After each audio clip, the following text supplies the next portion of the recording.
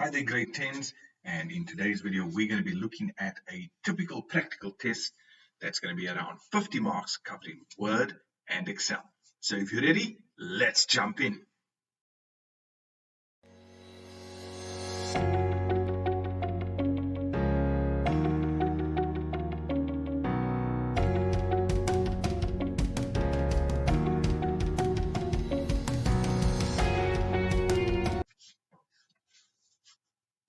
Right, so in this video, we're going to be looking at a typical practical test with 30 marks on Microsoft Excel and 20 marks covering Word. So this is what your Excel spreadsheet looks like. You can see it's got a few sheets over here, a couple of things we need to do, but let's jump into Word. So in this test, they've given us two documents. Here you can see is your document. Some things have been highlighted. There's some bullets over there, and then we've got another one with a picture of a cat. Okay, so obviously they're going to ask us to do something with this, but let's take it step by step. So first thing they want us to do is to add a header. Okay, now you can do this two ways. We can just double click at the top of the document and you'll see that pops up, but that is not what I want us to do. Okay, I want you to close this. We're going to go the normal route of insert. We're going to go header. And the reason for this is they're asking us to insert a blank 3-column header. So they'll give us the specific name of that header, and we select it. Okay, then I'm just going to type something in here. Grade 10 Excel test, and today's date, which is the 14th of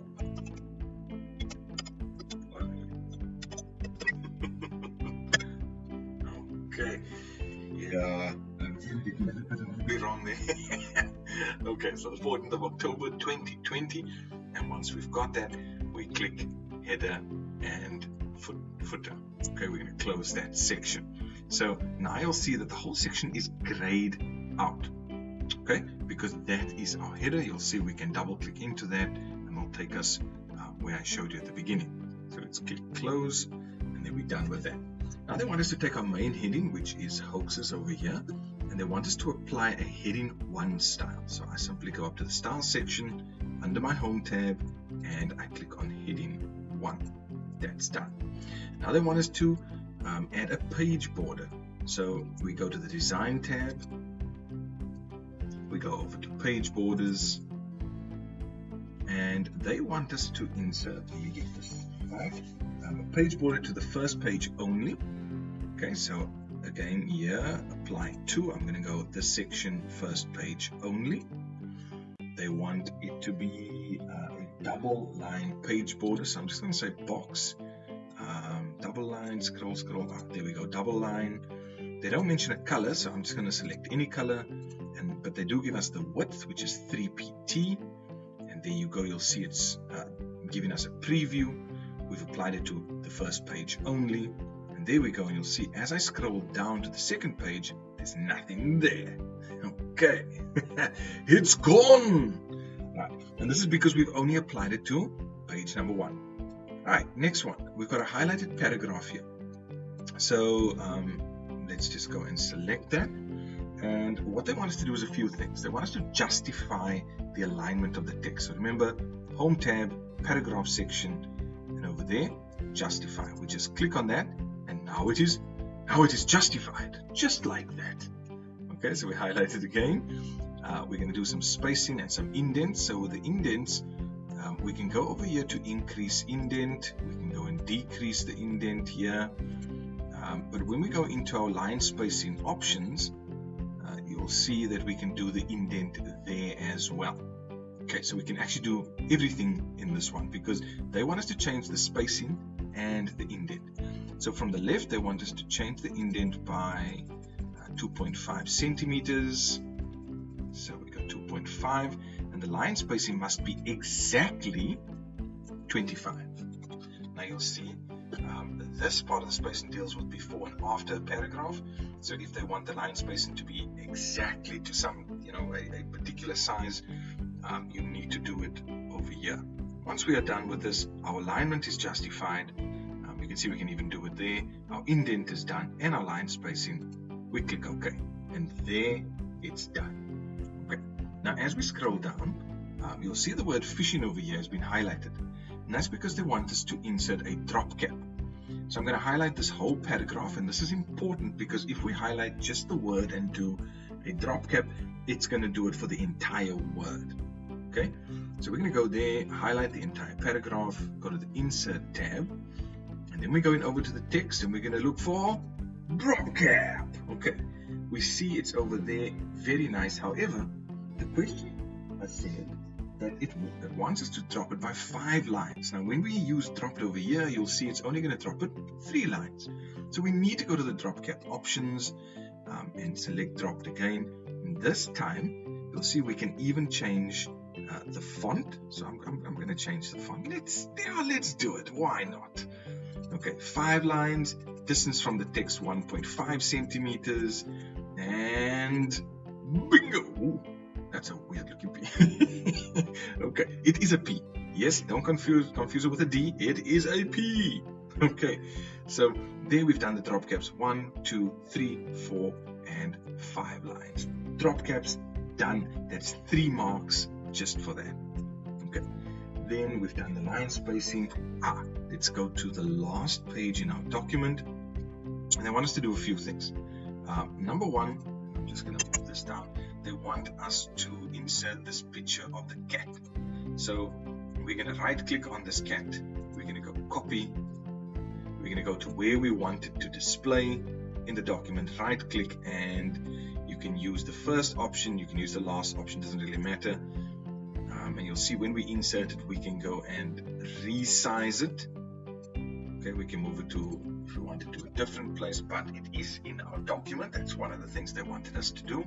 And then the other one, as we conclude this, and believe it or not, we've done 20 marks worth of work, is to go to this section and just deal with the bullets. So you can see the bullets is already highlighted because they are bullets. Are bullets. So we're going to go to define new bullet, because what they want us to do is to actually change the bullet to a symbol. Okay, so we're going to click on symbol, and I'm going to use, I know that they like to usually use that wingdings. Okay, they need to take that wingdings and put it in the coffin, you know, with that coffin dance. They need to put wingdings in there and just say goodbye to wingdings. Okay, so wingdings, and I'm going to use any one of these arrows. Let's use that one, and we're going to click OK. And you'll see what happens now is my bullets are going to change to symbols. And folks, there we go. That's 20 marks worth of work done in our word section of our test. So we're just going to save everything, and we're going to close that. So now we're going to jump into, let me just close this one as well. And now we're going to jump into Excel. Okay, so in Excel, we've got about 30 marks worth of work. Okay, so let's just take it step by step. The first couple of things they want us to do are just a few small things. The first one being, they want us to rename the sheet and change the tab color.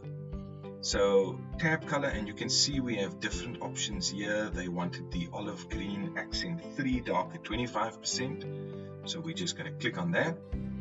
We right click on it again and go to rename if we want to change the actual name, which I'm going to, because they wanted us to do that to accommodation. So that's done. All right. Then they want us to insert a column to the left of column A.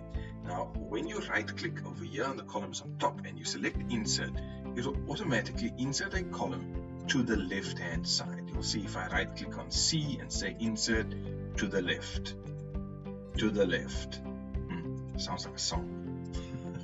Okay, let's just delete that. Right, so we've done that now. You'll see also when I want to adjust the size of a cell, I can drag it and make it bigger, or I can double click on it and it will adjust to the size of the largest item in that cell. Okay, so let me just move this back. Now, in this, they want us to use autofill to insert numbers over here. So I'm going to do the first 3 because we know with autofill, we just do the first 2 or 3. Move our mouse pointer here to where it changes. and we drag it down so that autofill can do its work. Okay, brilliant. Right, now they want us to highlight cells A1 to G1, and they want us to do a merge and center. Okay, remember that is a heading, so we click on merge and center. There, that is done, and they want us to apply a border. So the simplest way is just to right click on that same cell that you've now merged. We go to format cells, and we're going to go to the border tab. So they want a thick red border. So we go to our style, we select the thickest one there, we go to the color, we say red, and then we're going to go to outline because we want the border to be on the outline. All right, and we click on that and click OK, and as simple as that, it's done. So it's right click, format cells, you select the style, color, where you want it to be, outside, inside. You can also click over here if you only want it like top and bottom, you know, those type of things, and we click OK.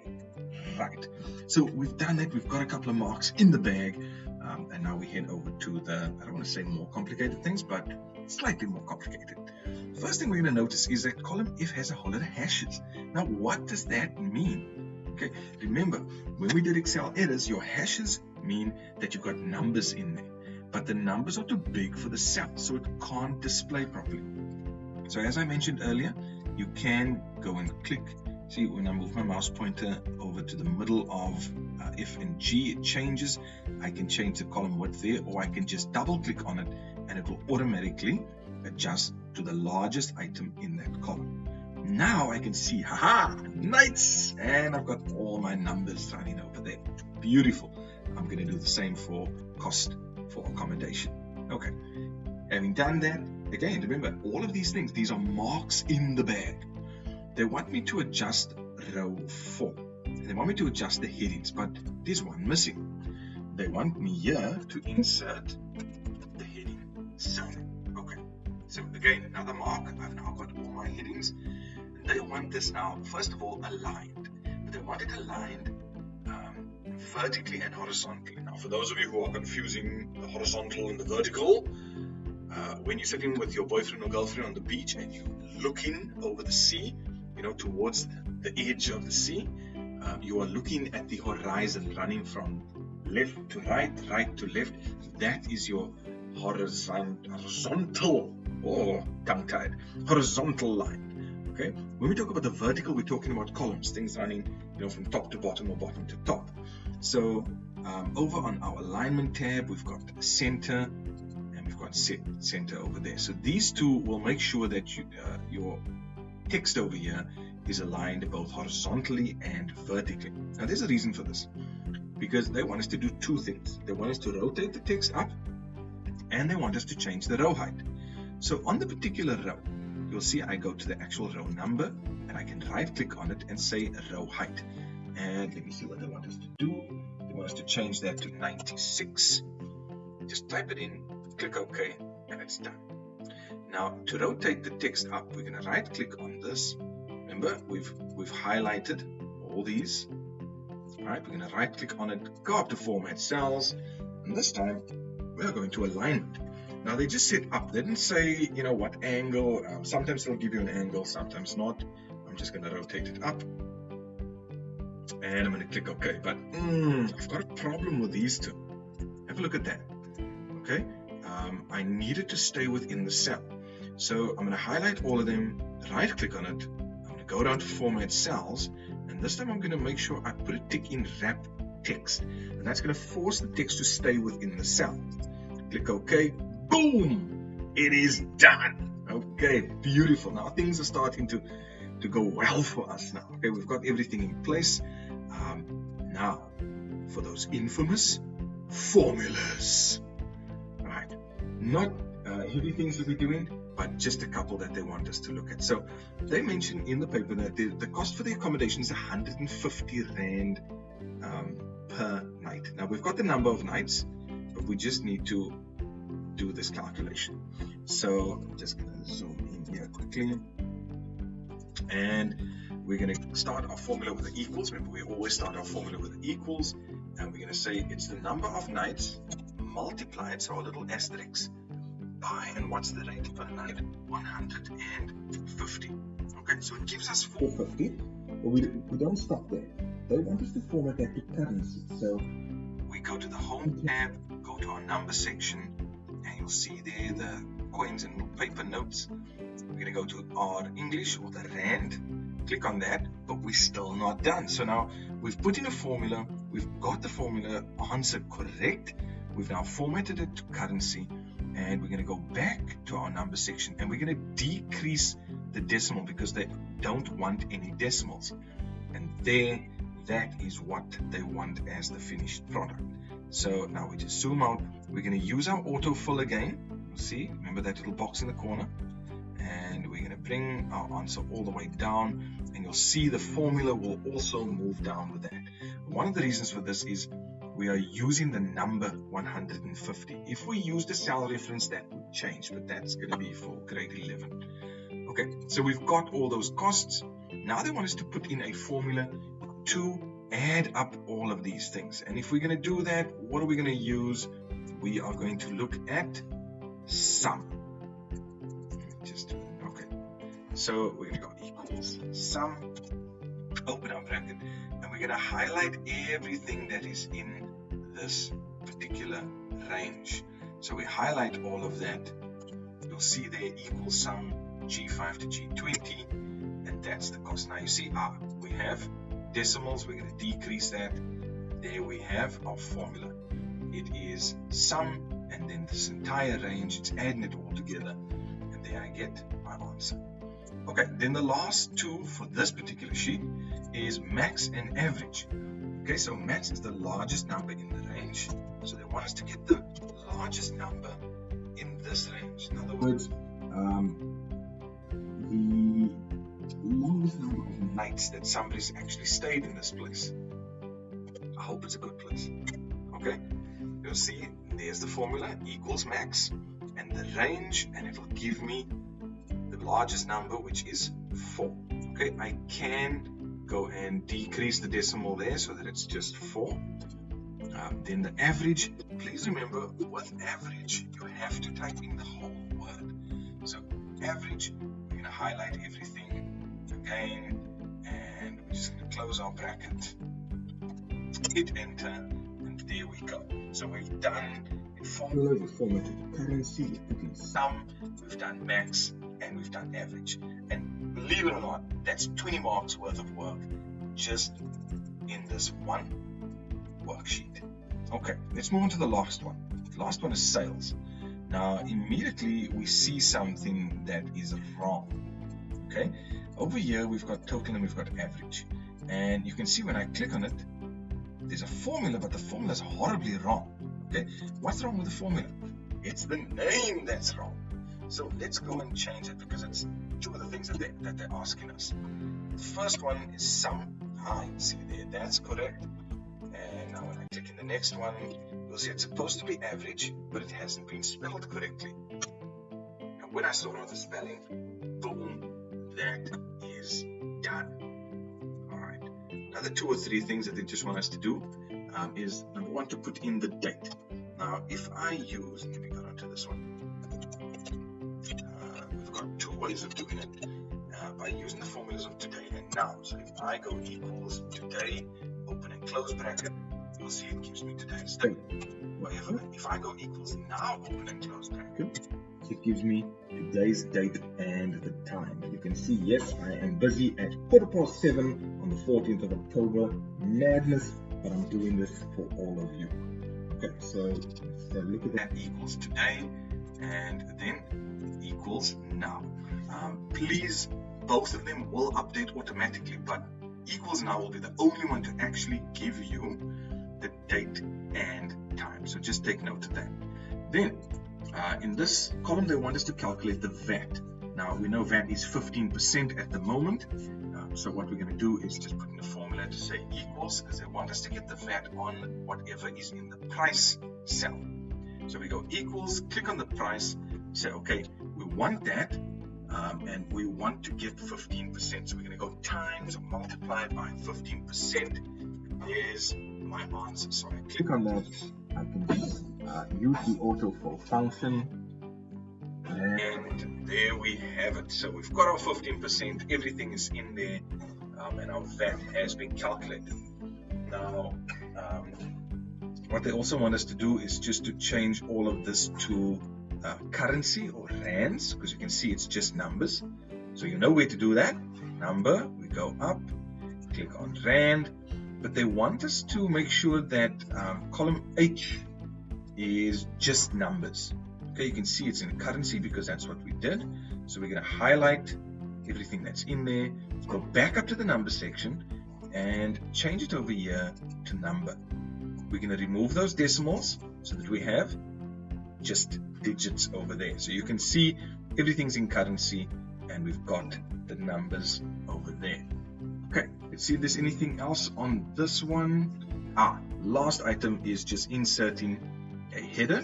Now we don't see any header over here, but if I go to the bottom on the right hand side and click on page layout, you'll see my header section comes up. I can click on it and I can type in anything I want to. I'm going to say grade 10 Excel test 2020.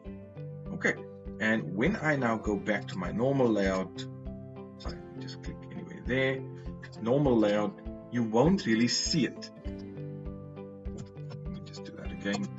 Grade 10 Excel test, right? You'll see then if I go to my normal layout, I don't see it there, but when I go to my page layout, that's where I see my header. So great things. Hope this is going to help you. This is Word Excel. This is a typical 50-mark combo test that you can expect. And if you know how to do these things, you'll pass it with flying colors.